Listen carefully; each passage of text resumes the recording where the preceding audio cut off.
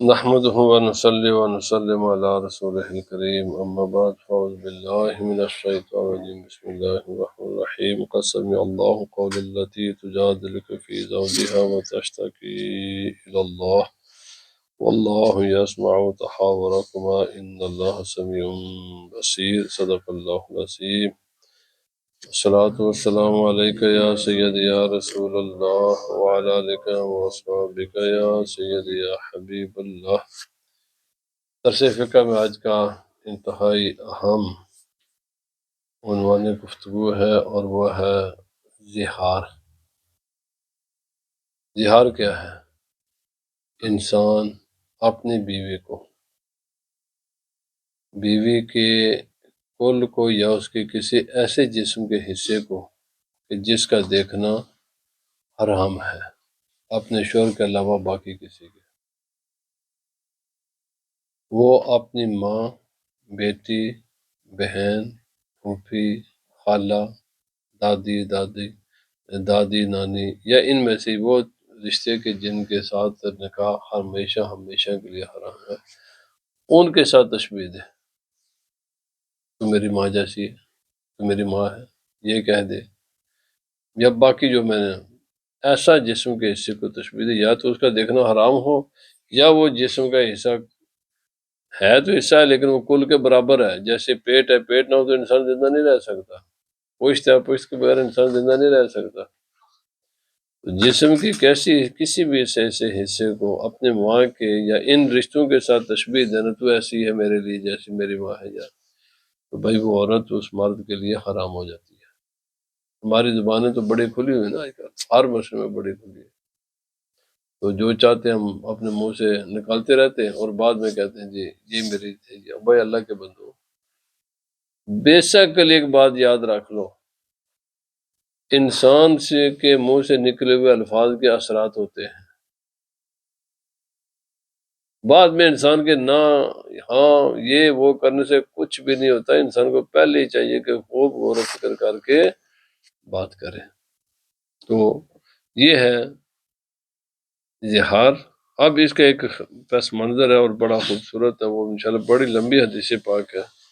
86ویں حدیث پاک ہے۔ تو یہ خاتون تھی خولہ بنت ثعلبہ، قبیلہ خزرج کے ساتھ ان کا تعلق تھا، اور ان کے شوہر تھے اوس بن صامت،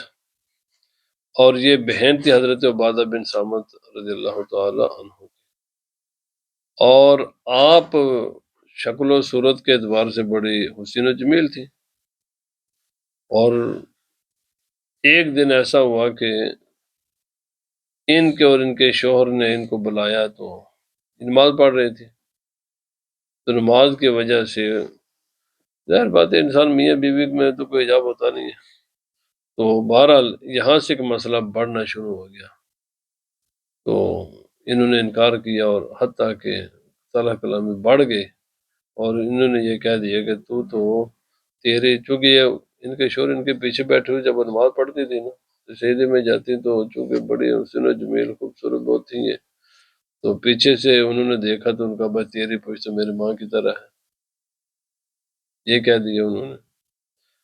تو پھر ان کے چھوٹے چھوٹے بچے بھی تھے، اولاد صاحب اولاد تھے، شوہر ان کے کچھ ایجڈ تھے، بوڑھے تھے۔ تو جب یہ سارا مسئلہ ہو گیا، انہوں نے یہ لفظ بولے، تو اس کے بعد انہوں نے کہا یہ تو میں تو تجھ پر حرام ہو گئی ہوں، چونکہ ماں مرد کے لیے ہمیشہ کے لیے حرام ہوتی ہے، اب تو انہوں نے چونکہ مجھے اپنے ماں کے ساتھ تشبیہ دی ہے۔ تو یہاں سے مسئلہ بڑھا، لیکن بعد میں پشیمانی ہوئی، تو وہ بلاتے تو یہ جاتی نا ان کے پاس، اور جب انہوں نے زبردستی کی تو انہوں نے زبردستی ان کو پیچھے دھکیل دیا۔ یہ کیسے ہو سکتا ہے؟ کوئی انسان اپنے ماں کے ساتھ ایسا جو بیوی کے ساتھ وہ رویہ تو نہیں انسان کر سکتا جو ماں کے ساتھ کرتا، تو نے مجھے اپنی ماں کے ساتھ تشبیہ دی ہے، کیوں دن ہوتا؟ تو انہوں نے کہا کہ میں تو تجھ پر حرام ہو چکی ہوں، میں تیرے پاس نہیں جا سکتی۔ تو یہ پھر نبی پاک صلی اللہ علیہ وسلم کے پاس آئے اور آ کر کہا ما اراک الا قد حرمت علیہ فقلت یا رسول اللہ ما ذکر طلاقا۔ اچھا یہ آ کر نبی پاک صلی اللہ علیہ وسلم کو جب انہوں نے ساری سٹوری سنائی تو الفاظ بڑے کمال ہیں، تو آ کر کہنے لگی کہ تزوجنی وانا شابۃ مرغوب فیہ وکنت غنیۃ ذات مال واہل حتی اذا اکل مال، کہنے لگے میں بڑی خوبصورت تھی اور مرغوب فیہ، اگر کسی بھی مرد کے ساتھ میرا نکاح ہوتا تو میرے نکاح کا کوئی مسئلہ نہیں تھا، کیونکہ اس میں جو مال والی تھی، میں مال و دولت والی تھی، کنبے قبیلے والی تھی، تو میں نے اس اپنے شوہر کا انتخاب کیا۔ تو پھر کیا ہوا کہ ہم دونوں نے مال بھی کھا لیا، ساری جوانی بھی میری اسی کے ساتھ گزر گئی،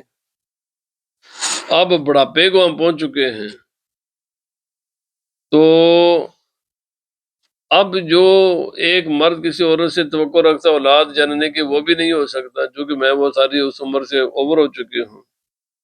تو اس نے مجھے اپنی ماں کے ساتھ تشبیہ دی ہے، اور اس کے بعد یہ نادم بھی ہوا ہے، یعنی یہ بھی نہیں کہ اس کے بعد اسے پشیمان ہو یہ میں نے کیا کر دیا، لیکن یا رسول اللہ صلی اللہ علیہ وسلم میرے چھوٹی چھوٹی اولاد بھی ہیں، تو اگر ہم الگ ہو جائیں تو یہ بچے ضائع ہو جائیں گے، اور پھر اگر مثلا یہ جو بھی ہم، تو اگر بچوں کو ہم الگ کریں تو یہ بھوکے مر جائیں گے، کوئی صورت ہے کہ ہم اکٹھے رہ سکیں؟ میں مفہوم عرض کر رہا ہوں حدیث پاک کا، تو نبی پاک صلی اللہ علیہ وسلم نے فرمایا ما اراک الا قد حرمتی علیہ، اور میں نہیں دیکھتا کچھ بھی سوائے اس بات کے کہ تو اس پر حرام ہو چکی ہے، اب تیرے اور اس کے میاں بیوی کے تعلقات قائم نہیں ہو سکتے۔ تو میں نے کہا یا رسول اللہ، اس نے مجھے طلاق نہیں دی، اس نے صرف مجھے اپنی ماں کے ساتھ تشبیہ دی ہے، طلاق کا لفظ اس نے نہیں بولا، اور وہ میرا ہسبینڈ اور میرے چاچے کا بیٹا بھی ہے اور میری اولاد کا باپ بھی ہے، اور میں اسے پیار بھی بڑی کرتی ہوں، اور ہے بھی وہ بوڑھا ہے میرے سوا، اس کا اب وہ بھی کون؟ تو رسول اللہ صلی اللہ علیہ وسلم نے فرمایا کہ تو اس پر حرام ہو چکا۔ تو کہتے ہیں فَجَعَلْتُ أُرَاجِعُ رسول اللہ صلی اللہ علیہ وسلم وَهُوَ يَقُولُ، میں بار بار یہ کہتی میرے بچوں کا کیا بنے گا، اس کا کیا بنے گا، میرا کیا بنے گا، میں بار بار یہ سارا قصہ کہانی دوبارہ ریپیٹ کرتی،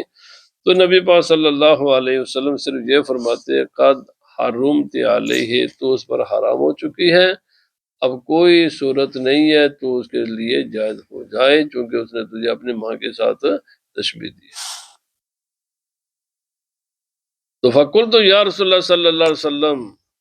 لا تقل ذالک فواللہ ما ذکر طلاق، یا رسول اللہ یہ نہ کہیں جیسے اس نے طلاق نہیں مجھے کی، اس نے صرف ماں کے ساتھ تشبیہ دی ہے، طلاق نہیں اس نے مجھے دی، اور آپ یہ نہ کہیں کہ میں اس کے لیے حرام ہو گئی ہوں، طلاق اس نے طلاق کا لفظ نہیں بولا، اس نے مجھے ماں کے ساتھ تشبیہ دی ہے۔ نبی پاک صلی اللہ علیہ وسلم فرمایا ما عندی فی امرکی شیء، میرے پاس تیرے لیے کچھ بھی نہیں ہے سوائے جو میں کہہ رہا ہوں، میرے پاس یہی ہے۔ وَإِن نَازَلَ فِي أَمْرِكَ شَيْءٌ بَيَّنْتُهُ لَكَ، اگر اللہ تعالیٰ نے میرے پاس کوئی تیرے بارے میں حکم نازل کیا ہوتا نا، میں پھر بیان کر دیتا، اس وقت تک جو میں نے بیان کیا وہ یہی ہے، کچھ اب اتر جائے آئندہ کوئی نازل ہو جائے تو ہم تجھے آگاہ کر دیں گے، اس وقت تک کا معاملہ یہی ہے کہ تو اس کے لیے حرام۔ تو جناب انہوں نے رونا شروع کر دیا، اور پھر بار بار یہ ریپیٹ کرتی اور شکایتیں کرتی، اور کہتی کہ پھر میرے بھوک اور تنہائی اور جناب شوہر کی جدائی، اور یہ پھر اپنا ہاتھ اٹھا کر خدا تعالیٰ کے بارگاہ میں دعا کرتی کہ یا اللہ پاک میرے بارے میں حکم نازل فرما۔ تو اچانک سبحان اللہ کہ اچانک نبی پاک صلی اللہ علیہ وسلم پر وحی کے جو کیفیت تھی وہ طاری ہو گئی، تو جب وحی کا نزول ہوا تو نبی پاک صلی اللہ علیہ وسلم نے فرمایا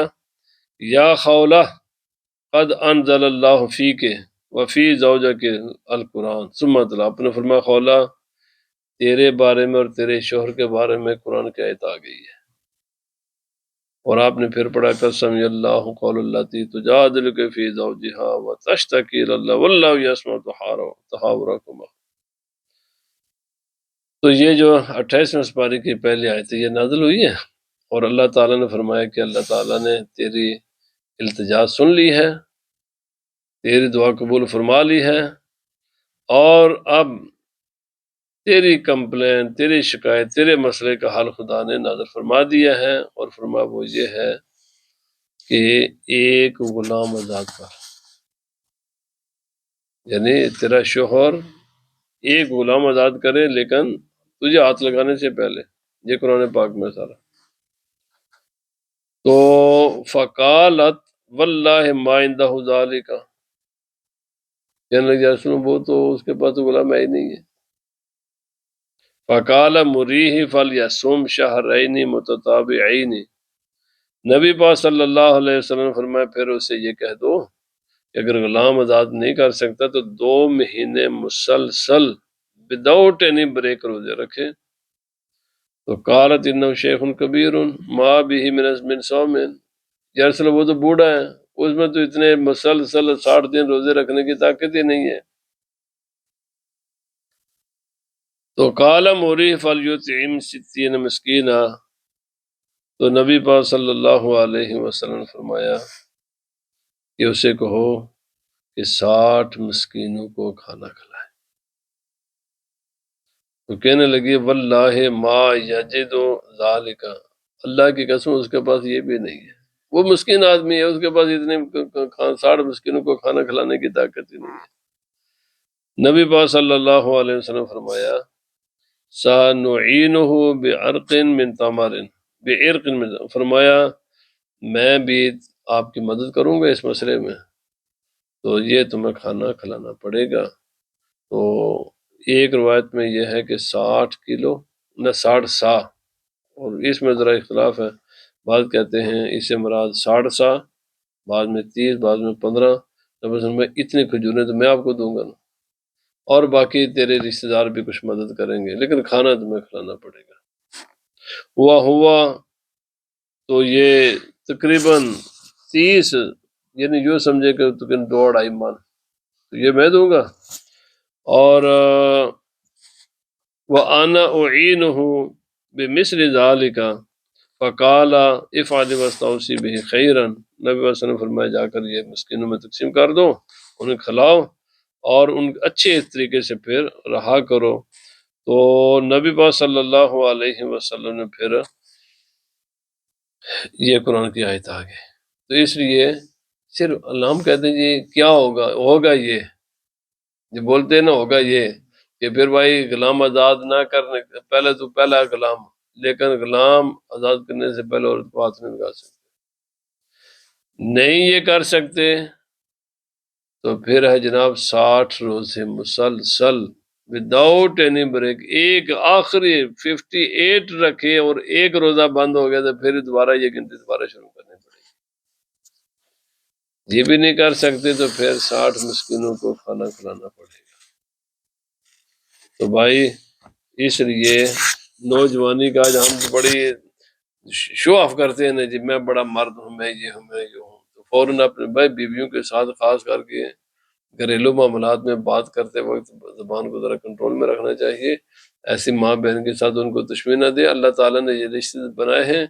بیوی کی جگہ ماں نہیں لے سکتی، ماں کی جگہ بیوی نہیں لے سکتی، بیوی کا اپنا مقام ہے، ماں کا اپنا ہے، بیٹی کا اپنا ہے، بہن کا اپنا ہے۔ اللہ تعالیٰ نے ان رشتوں کو بعض کو جائز کیا ہے، بعض کو حرام کیا ہے۔ جو چیزیں جائز ہیں اگر ان کو تشویش دے دو گے حرام کے ساتھ تو وہ بھی حرام ہو جائیں گے، بعد میں پچھتانا پڑے گا تمہیں۔ تو بہرحال نبی پاک صلی اللہ علیہ وسلم نے فرمایا کہ یہ کام کرنا پڑے گا، اس کے سوا کوئی راستہ نہیں ہے، پھر یا تو پھر گزار پھر حرام ہے، پھر تم میاں بیوی کے سے نہیں رہ سکتے، اگر رہنا چاہتے ہو تو پھر یہ کام ضرور کرنا پڑے گا، اور اس کے لیے میں بھی مدد کروں گا۔ اور باقی لوگ بھی کچھ آپ کی مدد کریں گے، لیکن تمہیں 60 مسکینوں کو کھانا کھلانا پڑے گا۔ تو وہ آگے پھر تفصیلات ہیں، آپ ان کو خشک کھانے پینے کی چیزیں دے دیں یا کھانا پکا کر ان کو کھلانا، دونوں صورتیں جائز ہیں، لیکن 60 مسکینوں کو کھانا کھلانا پڑے گا۔ تو اللہ تعالی ہمیں دین کو سمجھنے کی توفیق عطا فرمائے۔ اس لیے بیوی کے ساتھ بات چیت کرتے وقت احتیاط کریں، اسی طرح صرف بیوی کے ساتھ نہیں، ہر انسان کے ساتھ ہے، ماں ہے، بہن ہے، بیٹی ہے، بھائی ہے، کوئی بھی ہے، کوئی بھی انسان ہے، بات چیت ذرا سوچ سمجھ کر کرنا چاہیے، کیونکہ ان چیزوں کے اثرات مرتب ہوتے ہیں۔ یہ نہیں پتا آدمی کہ میں اس میں غصے میں تھا یا میں اس میں خوشی میں تھا یا میں نشے میں تھا یا میں یہ تھا، بھائی یہ بات کے بہانے نہیں چلتے، پہلے سوچ سمجھ کر بات کرو۔ اللہ پاک ہمیں عمل کی توفیق عطا فرمائے۔ وما علینا الا